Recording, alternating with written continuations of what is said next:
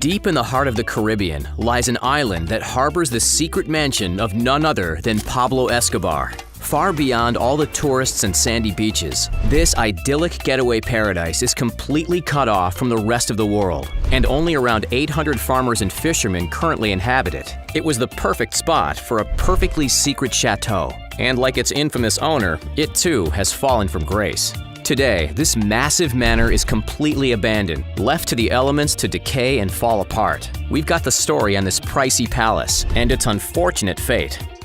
Pablo Escobar was a force to be reckoned with in the 1980s and 90s. He was the man who got what he wanted, when he wanted, and from who he wanted. Early in his life, he was infamous in his town for illegal activities, including theft, but that was just the beginning. His life of crime never slowed down or faltered in any way, and made his way to the head of the infamous Medellin cartel, and at one point was smuggling over 15 tons of illegal substances into the United States every day. Estimates put his net worth in 1989 at an astonishing $30 billion. This qualified Mr. Escobar as one of the world's richest men at the time, and he certainly lived like it. He was the owner of 15 private jets, 6 helicopters, and more expensive cars than you could count. In fact, his brother Roberto Escobar has gone on record stating that at one point his brother was spending over $1,000 a month just on the rubber bands that held their money together.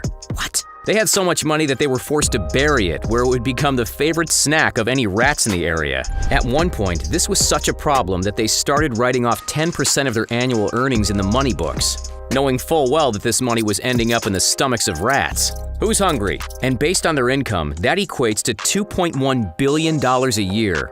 As rat food. Yeah. Pablo Escobar was rich, really, really rich, and we haven't even gotten started on his luxury homes. While Escobar was well known for having properties in Miami, which recently sold for just over $10 million, he was also the proud owner of Hacienda Nápoles, a 7.7 square mile estate built in Puerto Triunfo, a little town just 93 miles east of Medellin, Colombia. This estate is arguably his most famous chateau, as it's gone through quite the renovations over the years. In its prime, it had its very own zoo, complete with giraffes, rhinoceros, elephants, and even a dinosaur exhibit that housed real dinosaur fossils. Today, tourists can visit and explore his estate in style, as it was transformed into a family-friendly theme park. When valued in 2006, it came to $5.5 billion. But in today's video, we want to talk about a lesser-known, but by no means less expensive estate. It's legendary for the lavish and wild parties that were once held there, and for serving as Mr. Escobar's summer home. And today, it acts as sort of a relic to Escobar himself, eerily paralleling his exuberant spending and his sudden downfall. This secret getaway house is completely abandoned, housing only wild plants and animals that currently dwell within, and sometimes on, its white stone walls. Locally, Escobar's majestic manor is known as La Casa Grande, which literally translates to the big house. And we gotta say, the locals weren't wrong in that assessment, not by a long shot. La Casa Grande is found deep within the forests of the Caribbean, on a seemingly innocuous island known as La Isla Grande. This island paradise is only a few kilometers long, and the only way you're getting here is by special boat from Cartagena. But good luck getting someone to drive you there. After you arrive on the island, your best bet is to ask around for directions to La Casa Grande. You won't find directions on the internet, and you won't find signs pointing it out. Your only clue will be the trek through the thick forests. And after a few hours hike, you'll find this legendary abode. And once the trees start to clear, you'll come across an old pathway that leads to the spectacular white walls of La Casa Grande, or at least what's left of them. See, La Casa Grande hasn't gotten the same treatment that Escobar's other estate, Hacienda Nápoles, has received. You'll find no theme park here, no family-friendly zoo, and you likely won't see anyone in sight. This is because after Escobar's death, the Colombian government took control of his properties, and they have neglected La Casa Grande for years. As you walk around La Casa Grande, you'll see an overrun swimming pool with broken-down chalets that at one point confidently overlooked the ocean, but now are only a shadow of their former glory. This is exactly where visiting speedboats would have docked, but you won't see a working speedboat in sight. The closest thing you'll find to that is one of Escobar's luxury speedboats, which in 1989 would have cost $187,000. Continue on through the property, and you'll see the plants that overrun almost every inch of the manor, be it outdoor or indoor. Stroll through the once majestic gardens, and you'll likely spot wild pigs munching on vegetation, enjoying their midday lunch. A tragic fate to such a beautiful home that in its prime would have easily rivaled the cost of Escobar's other incredible mansion, Hacienda Nápoles. That means it could have been valued at $5 $5 billion. In a way, it's sort of a shame that such an architectural wonder has been left to ruins. Remember, this was supposed to be a party house, the summer getaway for the leader of the Medellin cartel, the ideal spot for one of the richest men in the 1990s to relax and spend a little me time. At its height, there were over 300 fully furnished and eloquently designed rooms for guests to come and visit and party. No expense was spared when it came to Mr. Escobar's guest rooms, and that includes the solid gold shower heads in each of the bathrooms, likely valued at $1,400 a pop. But that's chump change when you're worth $30 billion.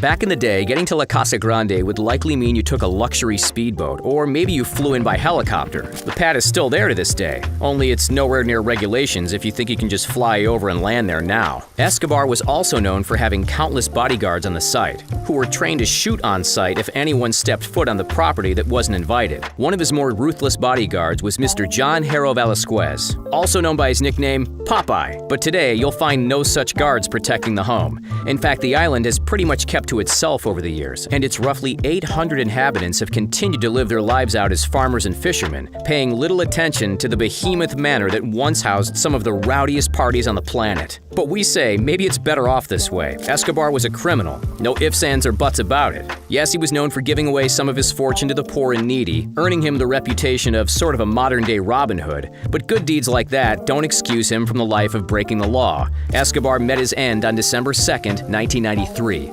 Leaving behind his massive homes and, believe it or not, the majority of his massive fortune as well. Much of it is still buried in the ground to this day. It's reported that millions upon millions of dollars are still out there, just waiting to be found. Pablo Escobar was many things during his tenure as the leader of the Medellin cartel. Some call him a villain, a drug lord, a smuggler, a ruthless criminal, and yet some also hail him as some sort of a modern-day Robin Hood. Whatever you think of the man, he certainly lived his life to the fullest, and his secret mansion that sits hidden away in the lush forest of La Isla Grande is a testament to that. But like Escobar himself, this mansion fell from grace. These days, if you're brave enough and don't mind a little island adventure hiking, you can visit it yourself. It won't be easy, and it'll certainly be nowhere near its splendor of the days of old. But you'll be standing right where Escobar himself used to party and relax. If you go, be sure to imagine what it would be like to be one of the richest. If you enjoyed today's video, give it a like. It helps us out here so much, and it allows us to continue to make all the content you crave involving the wealthy and well-off. And if you haven't already, subscribe to our channel as we near 14.7 million subscribers. We'll see you next time, right here on The Richest.